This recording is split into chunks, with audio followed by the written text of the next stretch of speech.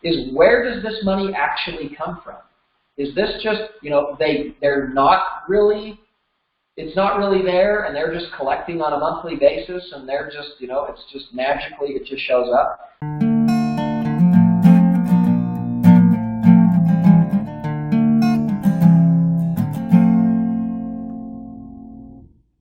Again, welcome to our lesson today on mortgages. We're obviously not going to be able to talk about every type of mortgage or every plan or everything in the next 13 minutes, but we're gonna jump into just the basic concepts of a mortgage, how it works, and what it can be used for. Just some basics, and then we'll just dive over in the next several lessons about more specifics on mortgages and how they work. So, first of all, the word mortgage, as I said, means payment to debt. You know, a debt payment, or you know, that obligation. And so the whole concept is, I mean, you look at the cost of building a home.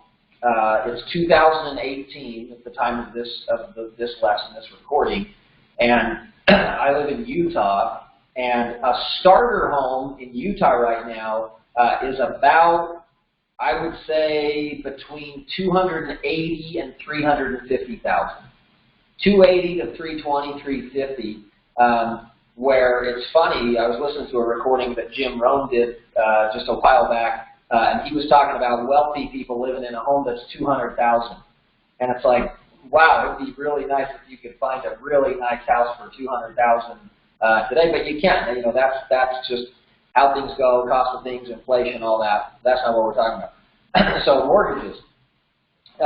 So the idea is that somebody wants to build a home, they want to live in a home, and if they're looking at, you know, $300,000+ when is somebody going to have enough money saved to where they can just build that home? Well, obviously that's going to be, you know, forever or potentially never. Most people that retire don't even have that much saved, so that can be a scary thing.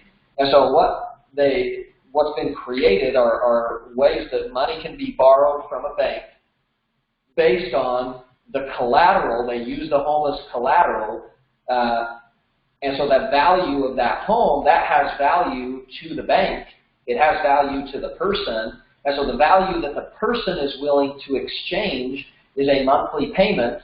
And what the bank is willing to do is, instead of getting their $300,000 all at once, they're willing to take payments over time. But then, in a way, the punishment for not having the money all up front is they attach an interest rate to the money that we borrow, just like any loan, any debt. But then the way that it's calculated is just a little bit different. To make it affordable, they use a type of loan calculation called, I better not try to spell that, called an amortized or amortization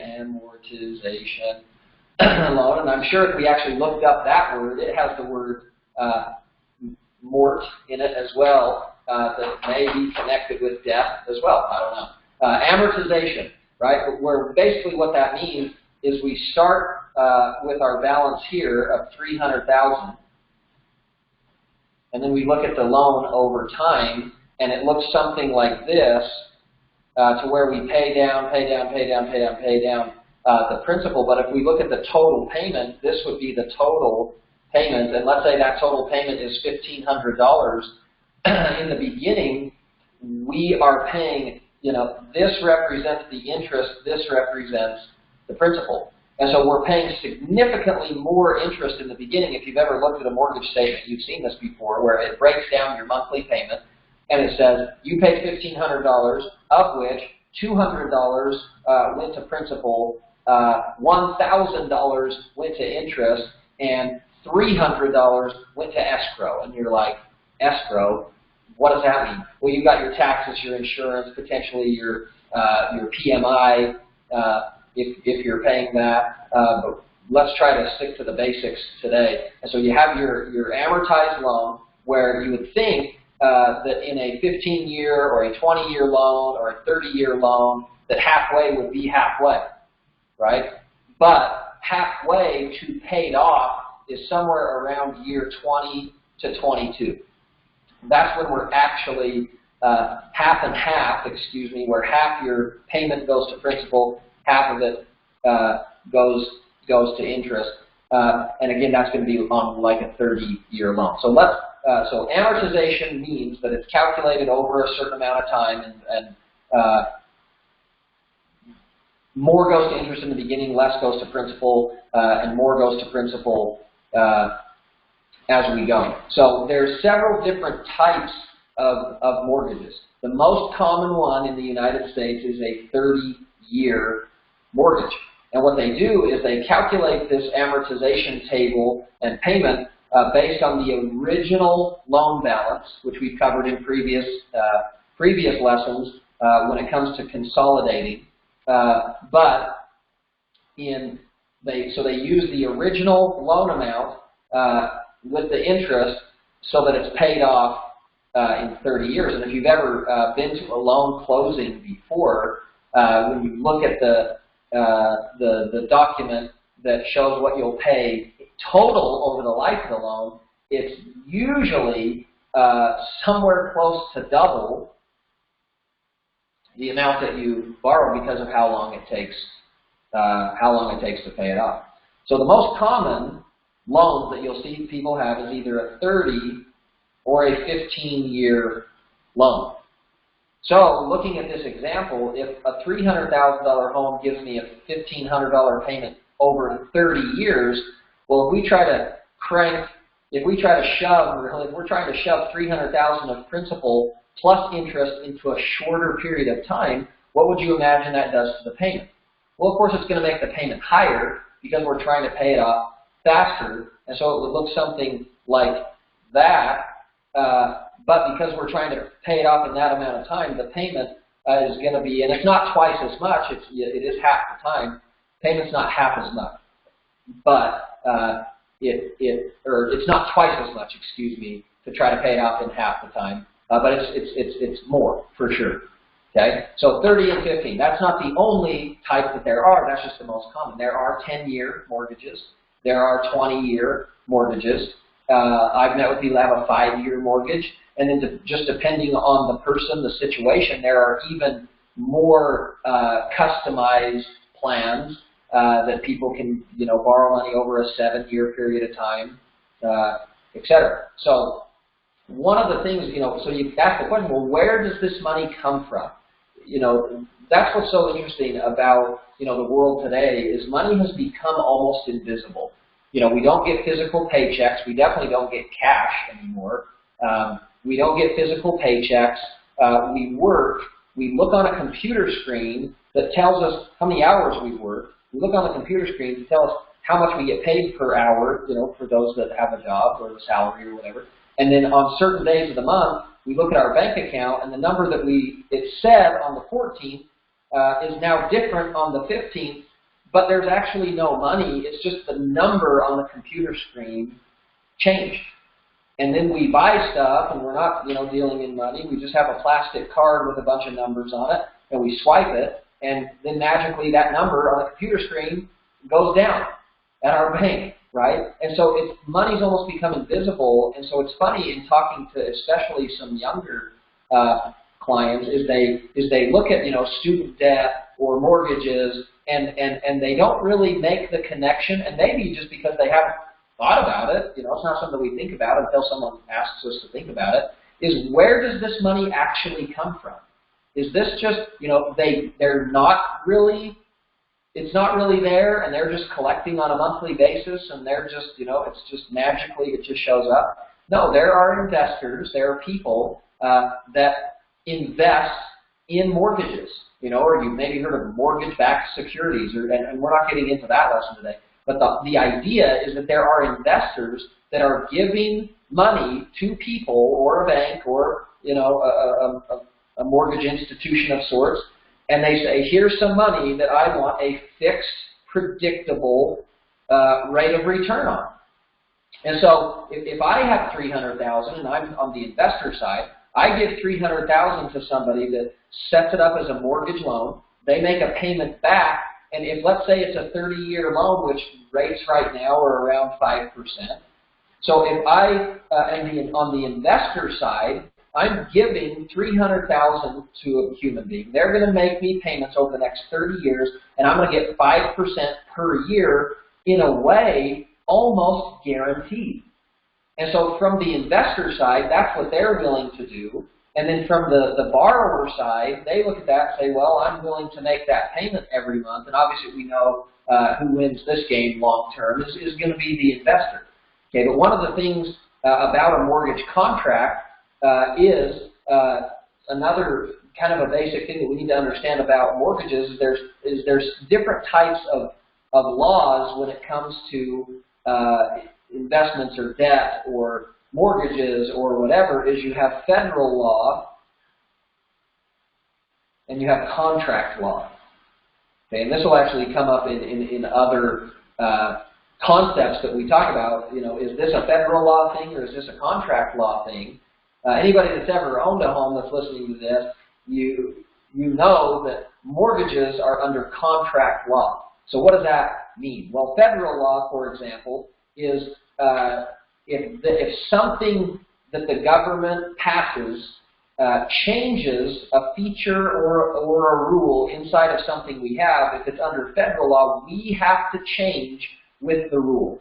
For example, it's around mortgages where they had FHA loans. We're not talking about that today. We'll talk about that a different day. But FHA loans up to 2013, you were able to, once you had about 78% loan to value, when you were at 78% loan to value in an FHA loan, you could drop the PMI, the mortgage insurance.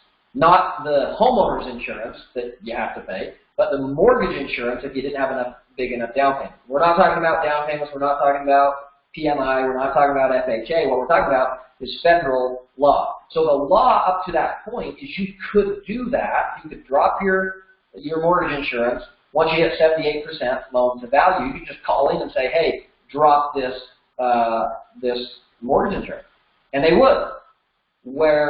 Then they changed the law around FHA loans, where now if you get an FHA loan, can you drop the mortgage insurance as of 2018? And that's the thing, is that the law could change. And they could change it again, and then we have to adapt to that change. But today, if you get an FHA loan and you have 50% loan to value, can you call your mortgage company and drop the mortgage insurance?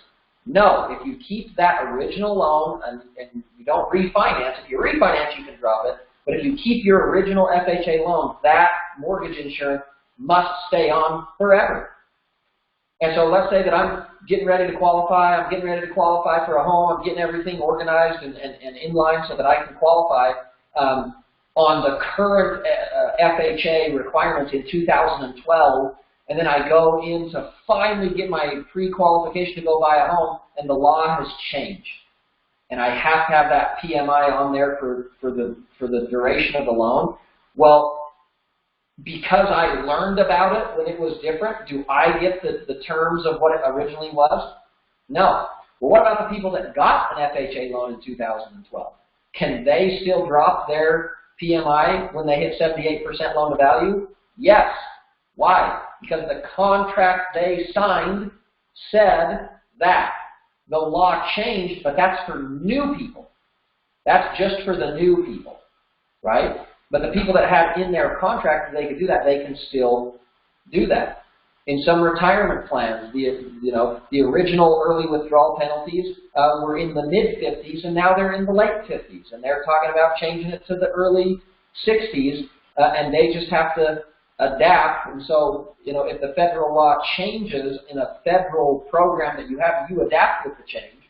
But as the laws change, if you get a contract in the current laws and you have a contract, then it's the rules of the contract, not federal law changes. The federal law is just for the new people getting new contracts, where once you have the contract, you don't have to adapt to the changes. Where in some investment programs, you do have to adapt, even if you already have a plan, because it's not contract law, it's all federal law.